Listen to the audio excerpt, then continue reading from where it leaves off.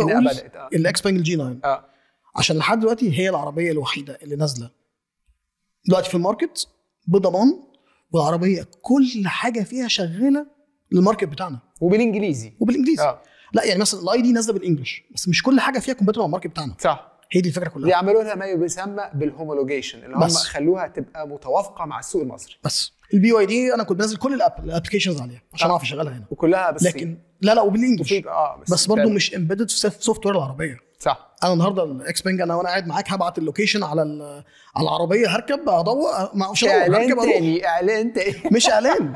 هي دي فكره العربيه كده يعني مش معترض. غبور نزل الشاري الاي كيو 7 تشتري التكنولوجيا صح. انت بتدفع جزء كبير في العربيه الكهرباء، نتكلم كلمتين جد يعني ان انت بتدفع جزء كبير في التكنولوجيا 100%. اللي شغاله اللي متوافقه مع تليفونك. خدوا بالكم هو اندرويد وانا ايفون، حتى دي خناقه بس ما علينا. السمارت واتش بتاعته برضو اندرويد بيست مش ابل بيست. المهم فهو انت بتشتري اللي بيسموه حزمه التكنولوجيا، التكنولوجي سويت زي ما بيقولوا صح. فانت عايز انها تبقى متوافقه مع تليفونك، تبقى شغاله مع تليفونك. وده لو رجعت للفيديو بتاع الاكس بانج انا استعملت التليفون بتاع احمد شخصيا عشان اسيطر لكم على العربيه.